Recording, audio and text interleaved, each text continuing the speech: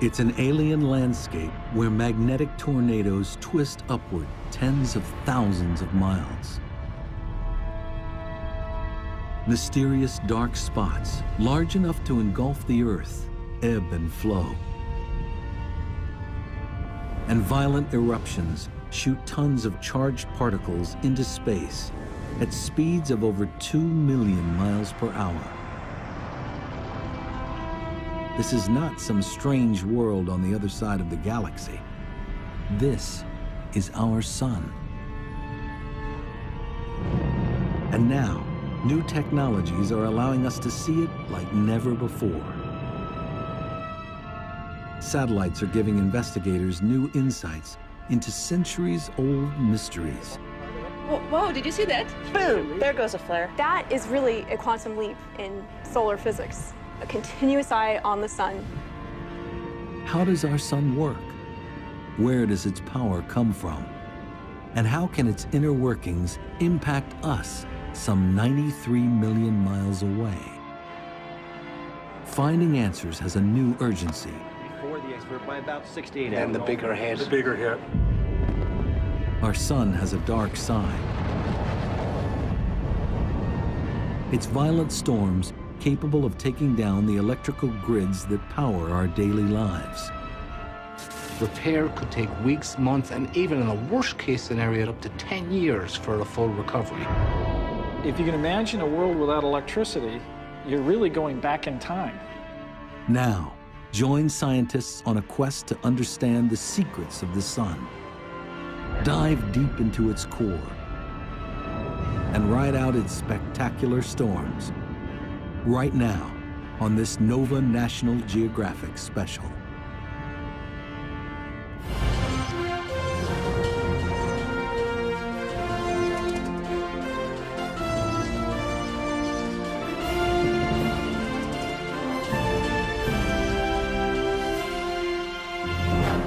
Major funding for NOVA is provided by the following. The David H. Koch Fund for Science, supporting NOVA and promoting public understanding of science.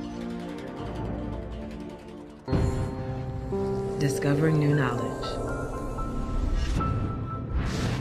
HHMI. And by the Corporation for Public Broadcasting. And by contributions to your PBS station from viewers like you.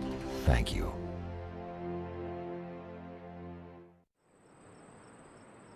Dawn, February 15th, 2011, Boulder, Colorado.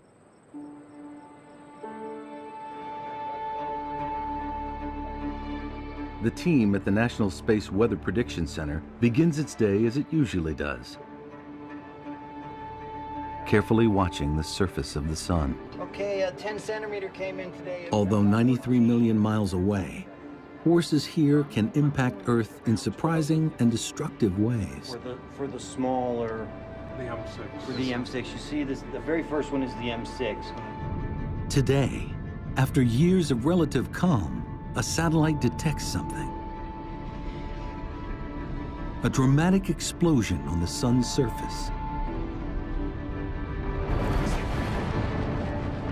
A violent solar storm that would dwarf Earth is erupting, releasing a massive shockwave, hurtling towards us at over 1 million miles an hour. Right now, no one is sure what to expect. But I think that the M6 is going to get here. We have to determine when that thing is going to impact Earth's magnetic field. 8 hours. It's going to be sometime tomorrow, perhaps later in the morning, later at night. That's exactly what we're trying to determine. In fact, I have to join the discussions right now, so I'll get back with you. The team models the approaching storm. So 15Z for the arrival of the CME. This is it here. Right okay. there. Their simulation shows it racing out from the sun on the left towards the small dot on the right, So we're looking at about Earth.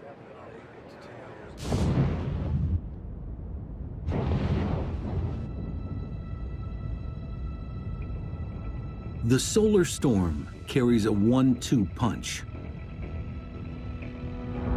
First is a solar flare, releasing an outburst of X-rays that can reach Earth within minutes. The second, more ominous threat arrives a few days later, a phenomenon called a coronal mass ejection, or CME.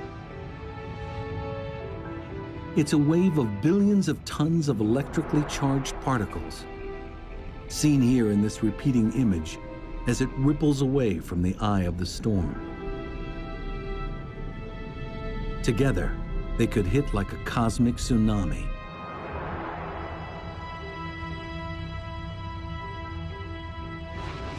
Delivering a surge of radiation and an electrical spike of trillions of watts, potentially crashing the power grid. Sound far-fetched? In March 1989, in Quebec, Canada, that's exactly what happens. One by one, power stations crash, disabled by the overwhelming power surge caused by a CME wave. In less than 2 minutes, 6 million people are left without power.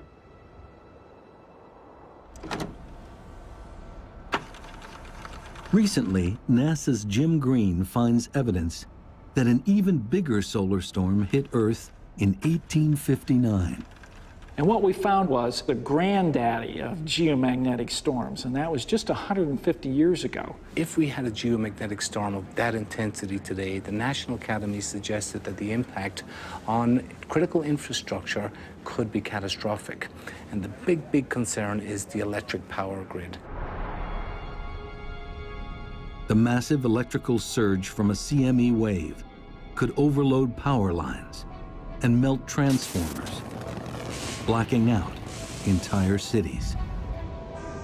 Repair could take weeks, months, and even in a worst-case scenario, the National Academy suggested up to 10 years for a full recovery. If that occurred, if you can imagine a world without electricity, you're really going back in time. It's not just the power grid that's at risk. More and more, we rely on technology that could be affected by the sun. Global positioning satellites, long-distance communications, airplane tracking, astronauts in space. Roger, how does it look? So there's an urgency in understanding what it is that the sun is doing, what's it going to do next, and how can we prepare for that and respond to it. Worried or not worried? Well, I would be just a little bit worried, given concern right now. We'll be watching and monitoring it very closely here in the coming days.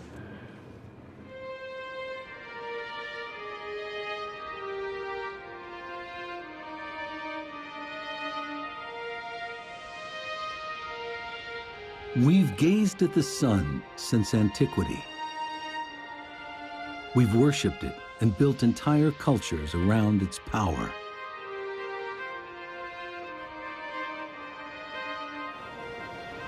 We marveled when it's eclipsed during the day.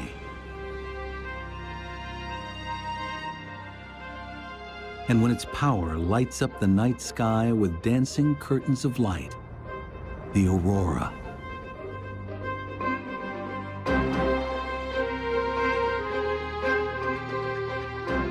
Its power and size are awesome.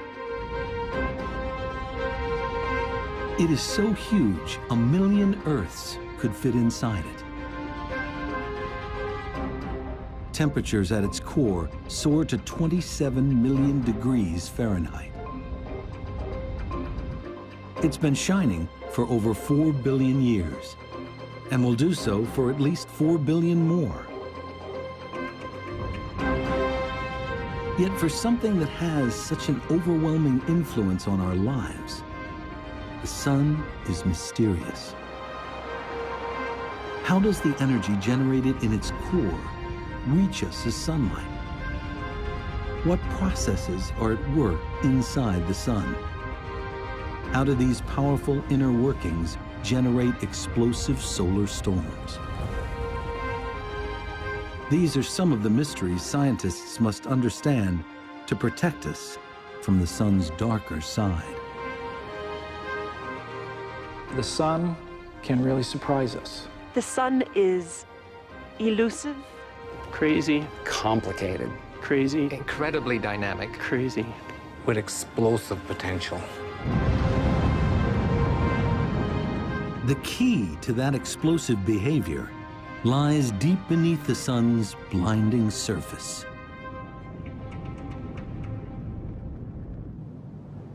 Until recently, seeing inside the sun was impossible. Understanding its internal processes, a pipe dream.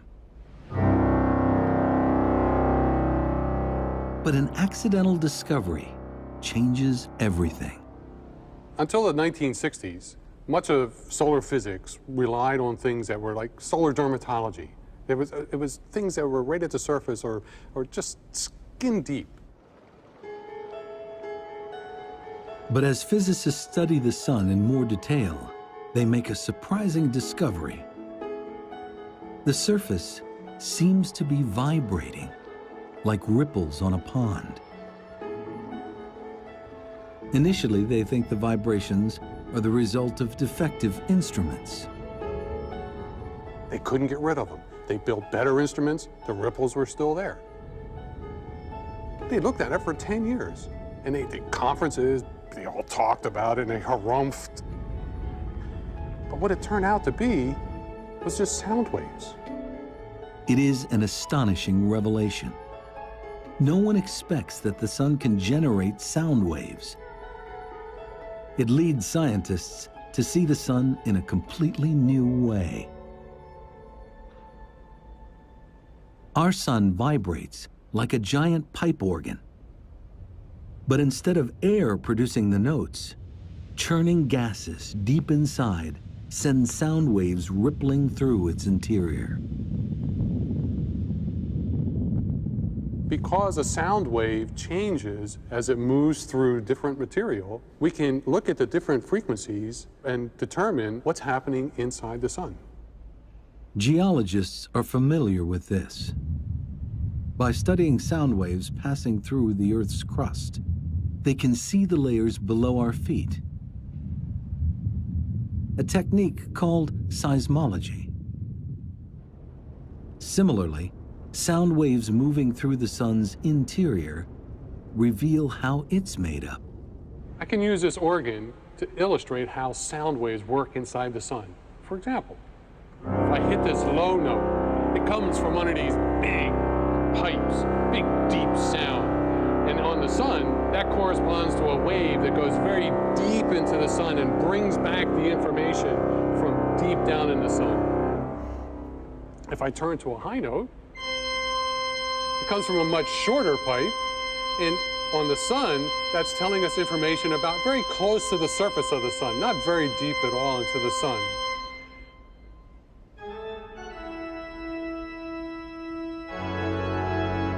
There are 10 million different frequencies resonating in the sun. Deciphering them leads to a seismic shift in understanding its structure, creating a new science, helioseismology.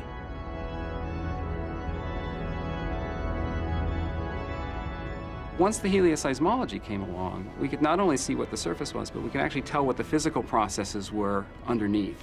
So by looking inside, we can actually see what the sun is doing. It is a powerful tool to see beneath the sun's surface.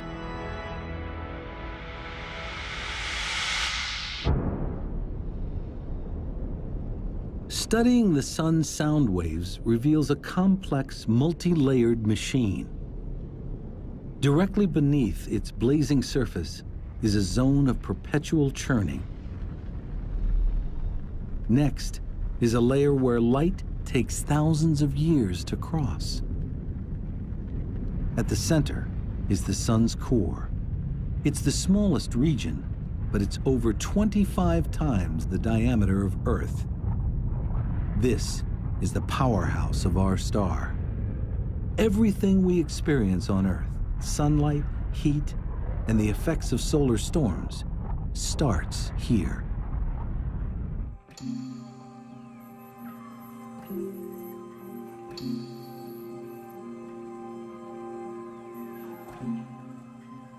So what's it like here? What's the core made of? Well, the sun's a crazy place, right? It's far too hot to be a solid. We know that. Right? Heat it up, it's far too hot to be a liquid. And so you think, well, it's a gas, right? Well, not really. It is this gaseous soup of charged particles that we call plasma. You're more familiar with this soup than you might think. There are plenty of examples. Fluorescent light bulbs, flames, neon lights, perhaps fancy TVs that I can't afford, but these are all plasma. Plasma is sort of all around you. But plasma is radically hotter at the sun's core. The closest thing on Earth is lightning.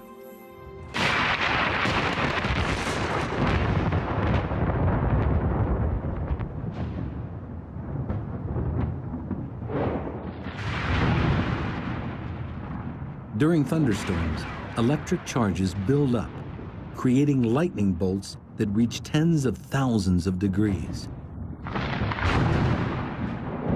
That's pretty hot, but it's nowhere near as hot as in the core of the sun. So if you were to travel into the core of the sun, the plasma would be 15 million degrees.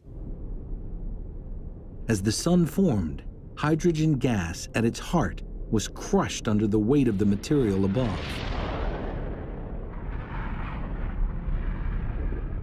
Eventually, temperature and pressure rose so high, the hydrogen atoms broke apart into electrons and protons, creating plasma.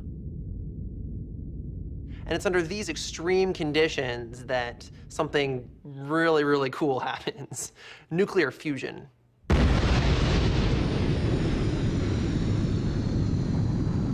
It's the same atomic process inside the hydrogen bomb.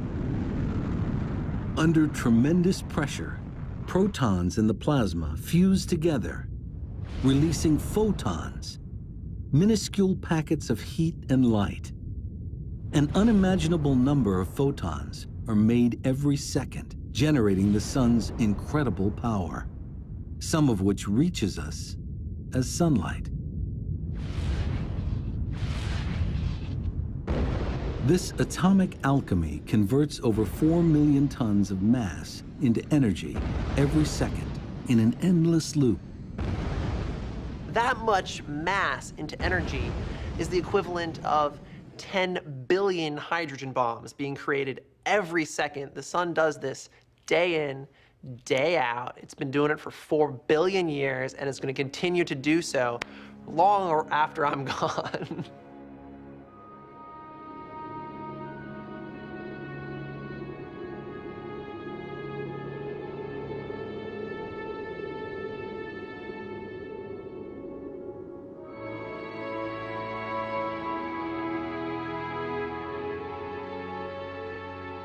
The energy of billions of bombs is released in the core every second.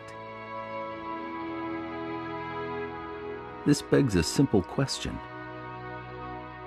So you could ask, well, why doesn't the sun blow itself apart?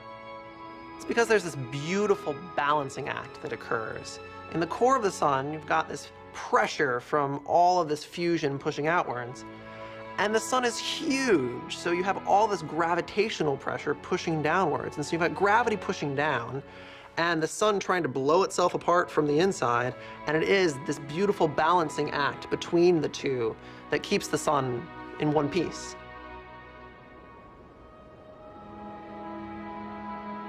This light, born at the core, reaches us after a remarkable journey.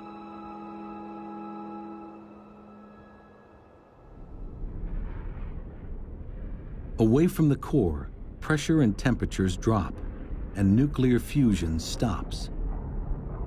Now, each photon begins a tedious journey through the sun's thickest layer of plasma, a region called the radiative zone. Although squeezed less than at the sun's center, the plasma is still very dense, and photons struggle to move through it. Each packet of energy is continuously absorbed, then spit out by the plasma particles. In that particular part, there's no energy being generated, but the energy is transmitted by the radiation. So that's why we call it the radiative zone, not too surprisingly. The photons slowly bounce through the plasma here, ricocheting in a zigzag path called the random walk. So imagine that you're in a crowded room and you're trying to make your way through and you greet other people. And each person you greet, you have to say hello to, and then you move off in another direction. So it takes you a long time to get from one place in the room to another because you're just kind of meandering your way around the room. So the same way the photons in the inside of the sun, they don't have a preferred direction. All they want to do is they want to be moving, and they want to be greeting other particles. Though moving at the speed of light, 186,000 miles a second, it takes photons over 100,000 years to cross the zone. Eventually, the photons reach a boundary where pressures drop again. The plasma thins, and moving through it gets easier. The photons still pack a lot of energy. Now, they leak out into the convection zone, heating it from below. The thinner plasma in this zone makes the photons move in a different way. So instead of bouncing, all of a sudden there's an ordered motion. So it's as if all of a sudden someone said, lunch, and all the particles decided, oh, we all have to go this direction. You still have to wait in line to get out, so it takes a month to get from the bottom of the convection zone to the surface, but it's a relatively short period. During this short period, heat from the photons sends plasma here into perpetual motion, a maelstrom of churning 125,000 miles thick. Think of it like a massive lava lamp.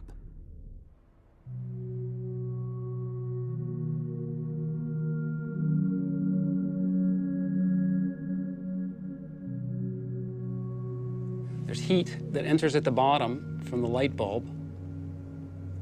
It heats the material, and the blob rises to the surface. When it gets to the top, it cools off. And when it cools, it gets more dense and falls back down.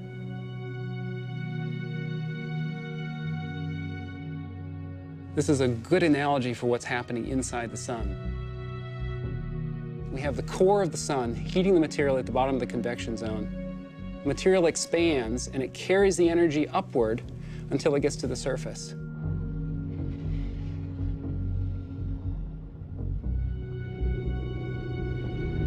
These incredible images reveal convection at the sun's surface, rising and sinking plasma that creates a mesmerizing structure called granulation.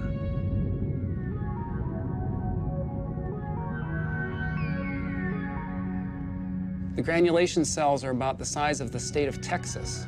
They only last for about 12 minutes, so there's an incredible amount of energy. It's a very dynamic, very chaotic place. And all of the activity is going on the surface of the sun where we can see it. Photons produced at the core finally reach the surface. They emerge as a weakened form of solar energy. This weakened energy reaches Earth in 8 minutes. We know it as sunlight. So 100,000 years, about a month, and then 8 minutes. Once you get to the surface of the sun, it just takes 8 minutes to get to where you can see it. Unimpeded, the trip from the core to the surface would take the photons a matter of seconds. In reality, the sunlight that shines on us today may have been created during the last ice age.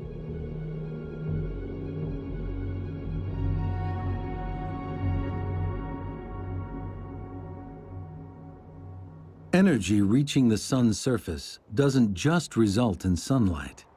It can also trigger solar storms. Understanding the sun's destructive power requires 24-hour precision surveillance, something that, until recently, was impossible to achieve. 5, 4, go for main engine start. 3, 2, 1, 0, and ignition. ignition and liftoff of the Atlas V with the Solar Dynamics Observatory. February 2010. NASA launches its most sophisticated solar satellite yet.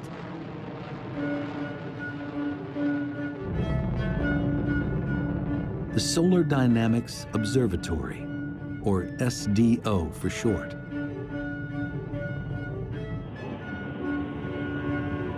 Coming up on Mach 1. SDO is the first satellite to deliver almost continuous, super high resolution coverage of our nearest star, giving researchers unprecedented access to the sun and its secrets. The first day was very exciting. We knew we were going to open our doors to actually let the sunlight into the instrument for the first time. We started looking at the first pictures, and it was almost in focus. And as soon as we focused it, it was just beautiful. The new images reveal the sun like never before. An alien landscape where strange structures ebb and flow. Giant tornadoes, hundreds of thousands of miles high, that could easily engulf the Earth. And superheated bubbles of plasma the size of Alaska. When I look at the pictures, I think they're really beautiful. I'm struck by the dynamics of it. Things are changing all the time, no matter where you look. And I'm also pretty daunted by the complexity of it all. That's not surprising. Previous satellites only revealed a portion of the sun in high resolution. Now, they see it in mind-boggling detail. Now, in order to look at the Solar Dynamics Observatory images that we're bringing in every day, we've built this very special wall, which is 9 high-definition television screens together that can display these images, so that the instrument and the display system together are an entirely new way of looking at the sun. We can see all the details of what is going on, and that is really a quantum leap in solar physics. Being able to see all of that all the time, a continuous eye on the sun.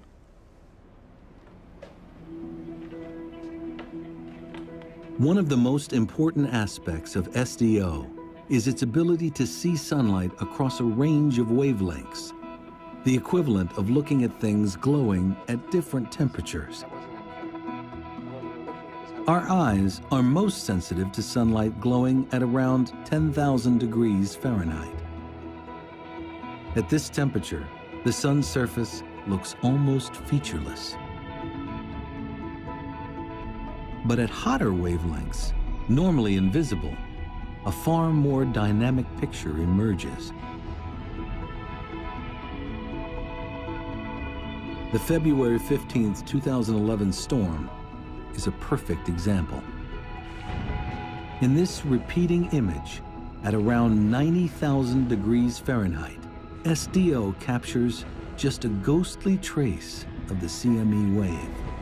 But at just over 1,000,000 degrees, the superhot plasma rippling away from the eye of the storm is much clearer.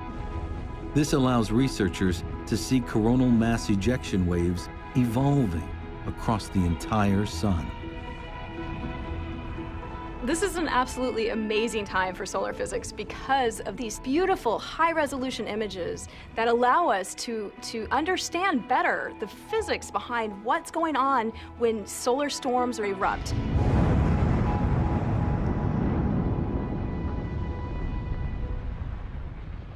There's that one last photo. Look at this one. Back at the National Space Weather Prediction Center, That's the M1 here. Bill Murtaugh tracks the storm's CME wave. It carries 1 billion tons of plasma and is now only about 20 hours from Earth. We're bringing it in mid to late on the 17th into the 18th. What they see is alarming. Well, there's actually 3 CMEs that we're looking at. So we bumped up some numbers for late tomorrow. Yeah. It's not a single CME wave, but 1, 2, 3 of them. We won't call it the perfect storm yet or anything, but conditions are lining up for some significant space weather. Their models show trajectory and speed, but the big unknown for Murtaugh is how powerful the waves will be when they hit.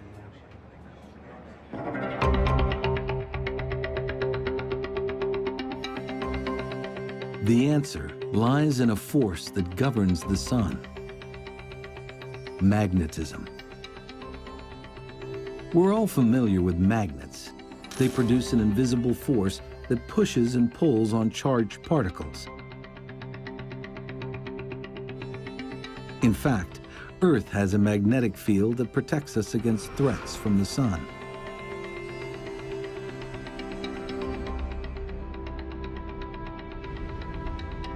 But we are less familiar with the sun's magnetic power, which researchers believe plays a major role in driving solar storms. We've essentially learned that it takes two things to make a star magnetic. It needs to have these convective motions right underneath the surface, the bubbling of the gas. It needs to spin, and the faster it spins, the more active it becomes.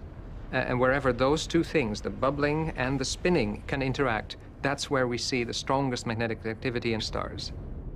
Astronomers know that the surface of the sun spins in a strange way. Travel from the poles of the sun towards its equator, and you'd notice it turns faster. Analyzing sound waves inside the sun reveals that the plasma layers beneath the surface also spin at different speeds. That's because they act like fluid, which gets denser towards the core. The interior of the sun is a place of spectacular turmoil. Turmoil that's the key to the sun's magnetism. The motions there, the convection, the differential rotation, the motion from equator to pole, are driving a new force. They're driving a magnetic field. There's a dynamo at work here. A dynamo that's generating a force that we actually experience here on the Earth. It works like a giant wind turbine. Churning plasma in the convection zone stirs up powerful electrical currents, which generate a huge magnetic field. Have upflows here and downflows coming down this way, right? The holy grail for scientists is understanding exactly how this dynamo generates solar storms. The clue lies deep within the convection zone.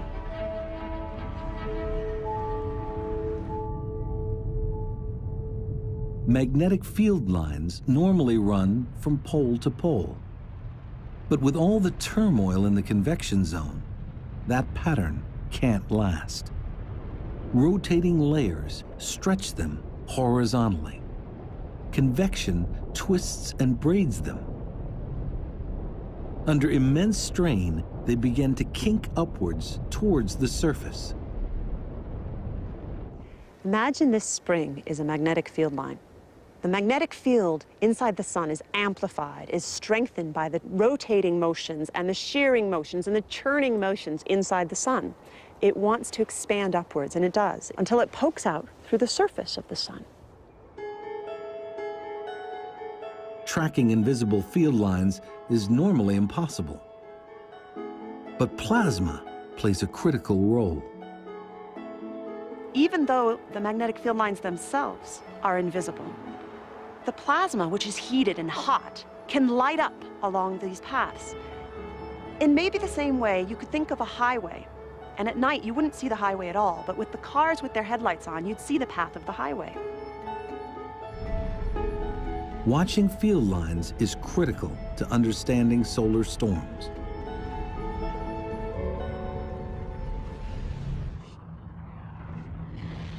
As field lines emerge, they form loops. One end has a positive pole and the other a negative pole. Churning plasma beneath the surface twists these loops, pumping them with energy. If twisted enough, positive and negative parts of the loops cross. When they do, they short-circuit with a tremendous explosion. The energy released heats the plasma to millions of degrees, resulting in a spectacular solar flare.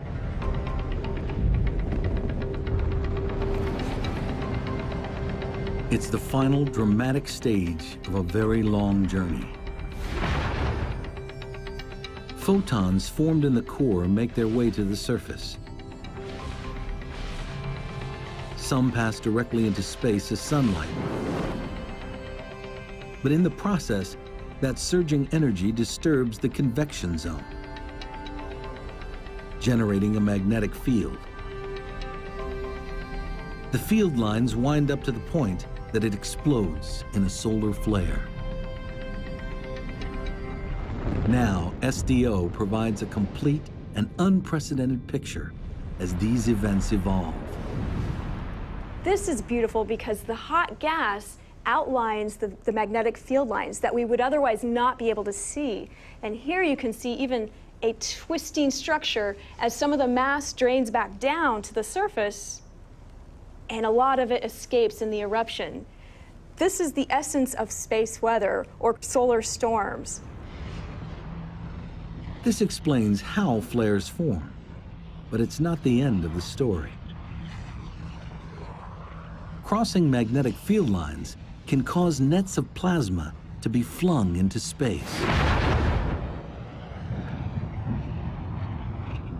This is a coronal mass ejection, a CME wave.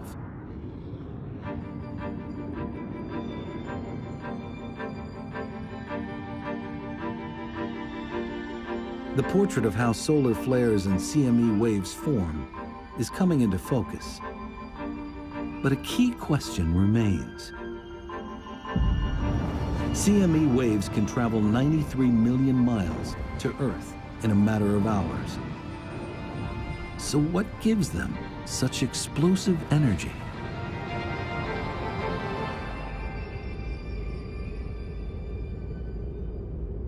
Part of the answer is hidden here in the sun's atmosphere, the corona.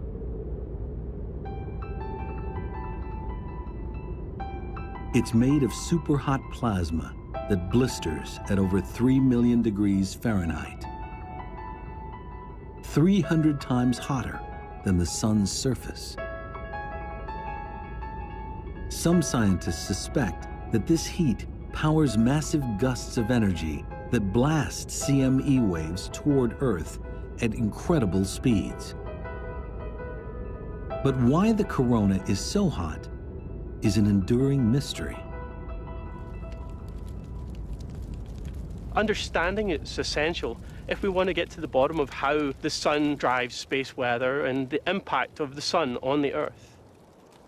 The fact that the corona is so much hotter than the surface flies in the face of physics.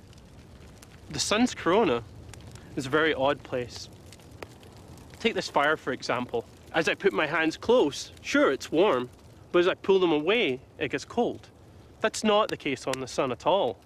As you go in close, it's definitely warm, but as I pull away, it actually is warmer still. Recently, Japanese investigators observe high-velocity jets of plasma shooting up from the near surface. McIntosh suspects these jets deliver heat to the corona, but he doesn't have a way to confirm it visually until he turns to SDO for help. Lo and behold, we actually managed to join the dots and see, yeah, these objects that we could see moving out of the lower atmosphere at high speeds, kind of like these licks of flame really were reaching a couple of million degrees. It was really a tumultuous moment. We kind of looked at each other and said, wow, what have we just done? They've shown that the plasma jets accelerating upwards from near the sun's surface generate tremendous heat. As a result, temperatures in the corona soar to 3.5 million degrees. If confirmed, it represents a huge leap forward in understanding CME behavior. The immense heat of the corona acts like a wind in a raging gale. It's constantly pushing on the plasma draped on the field lines, billowing them out like sails pulling on a mast. Like solar flares, when magnetic lines cross, there can be an immense explosion.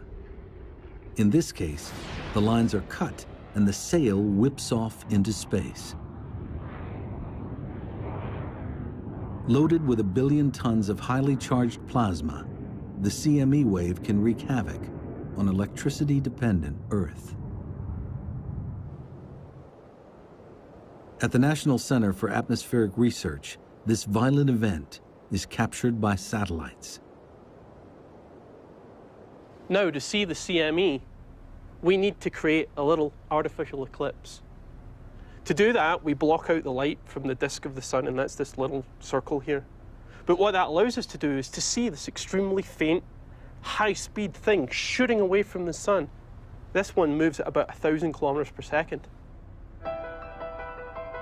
By enhancing the picture and slowing it down, it's possible to see the shockwave moving at over 2 million miles per hour. Though we have a better understanding of what causes solar storms and how they reach us, there is still a final pressing problem. Trying to predict when solar storms are going to occur on the sun really requires a lot of detective work. Basically, we're looking for clues and observations to tell us when potential storms might occur. The best clue comes from these. Sunspots. Dark patches which can linger on the sun's surface for weeks at a time. A sunspot is a massive region, several times the size of the Earth, which appears on the sun as a dark spot. It's dark because it's relatively cool compared to its surroundings. And it's cool because the magnetic fields are so strong that they're suppressing the flow of heat from below. The strong magnetic fields which create sunspots are the breeding ground for solar storms. The challenge is trying to decipher a pattern for when and how many will appear. As we watch sunspots over a period of many years, we see something very interesting. The number of sunspots at any given time will wax and wane over a period of about 11 years. And since we now know that sunspots are associated with strong magnetic fields, this tells us that the sun's magnetic fields are likewise going through a cycle. The constant churning and twisting inside the sun creates a powerful dynamo, the biggest electrical generator in the solar system. The magnetic field lines it produces get so wound up that roughly every 11 years, the magnetic poles of the sun reverse. After that, calmer magnetic activity prevails and fewer sunspots form, a period called solar minimum. But because of the sun's turbulent nature, the field gradually winds up again. As it does, magnetic outbursts are far more common, a period called solar maximum. The solar cycle actually determines the personality of the sun. During solar maximum, it can get very angry and it can throw off solar storms that are sometimes directed at the Earth. And during solar minimum, it becomes much more subdued. There aren't as many sunspots, there aren't as many solar storms occurring. The activity cycle basically determines how the sun is going to act. Prior to the solar storm of February 15th, 2011, things were pretty quiet on the sun. But that outburst marks an ominous turning point. The sun's magnetic activity is winding up again as it heads towards solar max.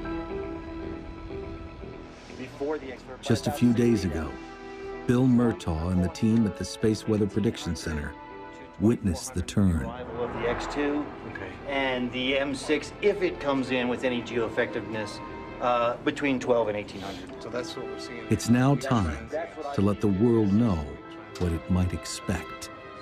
Nothing higher than 3. In the next couple of minutes here, we're going to have to make a decision and make the prediction that this coronal mass ejection is going to arrive at whatever time tomorrow, and the geomagnetic storm will ensue, of course, once it arrives. With the event we had... Murtaugh knows that the severity of the storm depends mainly on two things: how strong the CME's magnetic field is, and at what angle it hits Earth's own magnetic field. CME waves approach Earth like a slowly rotating shield. One end is positively charged, the other negative. With magnetism, opposites attract, and like poles repel. If the wave's positive pole lines up with the Earth's positive pole, most of the power of the storm will be repulsed. But if opposite poles line up, the plasma the waves are carrying will hit with full force. Did you say it came in at 115? 114. Murtaugh makes his final assessment only hours before impact. It could be larger, more complicated, typically, than just your single coronal mass ejection. I think we've nailed the forecast. Okay. I'd like to think so. According to the observations, the CME wave will be repelled. We don't expect it to be too strong. We'll see moderate storming levels, which is good enough to produce some aurora borealis down in the United States, down along the Canadian border, northern tier states, and it will cause some minor problems to the power grid and whatnot. Space weather for the next 24 hours is expected to be minor. Radio blackouts reaching the R1 level are expected. This time, we dodged a bullet. But disturbing evidence suggests the Earth will not always be so lucky.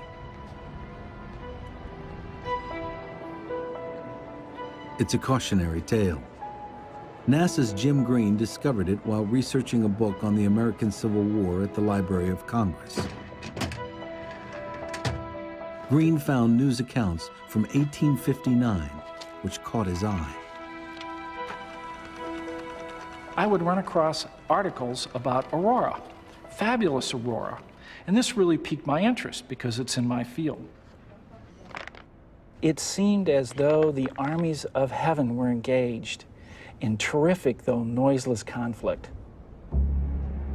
This terrific aspect soon subsided into a more beautiful and brilliant appearance, a few of which I can only refer to. The reports tell of auroras so bright, miners in Colorado wake up and go to work thinking it is dawn. Other accounts tell of a more harmful impact on the lone electrical system of the day, the telegraph. One, for instance, because of the induced current on their system, overheated the battery and started a fire, nearly burnt down the telegraph office. Another operator was burnt so badly he ended up into the hospital. Green uncovers numerous reports of auroras seen not only across the United States, but around the world. The evidence is clear. Earth was struck by a superstorm in 1859, the result of two massive CME waves. Those two storms were not only enormous, but they happened one right after the other. No one alive has seen anything like it. On the day before the waves hit, a British astronomer observes a giant sunspot group light up with two massive flares. The second CME wave hit 18 hours later, allowing Green to calculate its speed, 5 million miles an hour, plowing into Earth at almost 4 times the speed of the February 15, 2011 CME waves. Using the various reports, Green is able to reconstruct the 1859 storm. The accounts suggest that the poles of the CME waves were aligned, and instead of being repulsed, the waves hit with full power.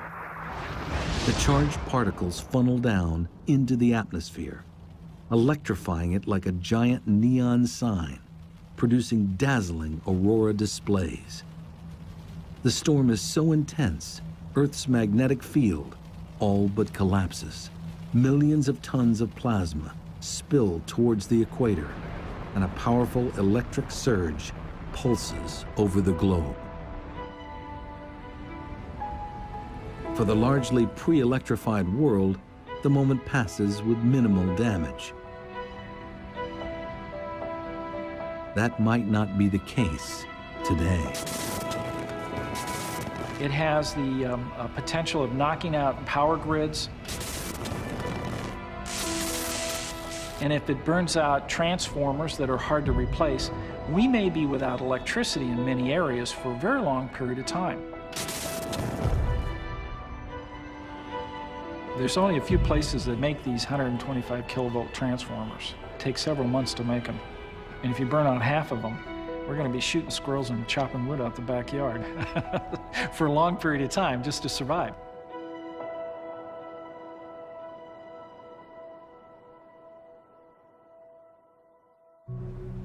Everything grows, building up. but the 3Ds really...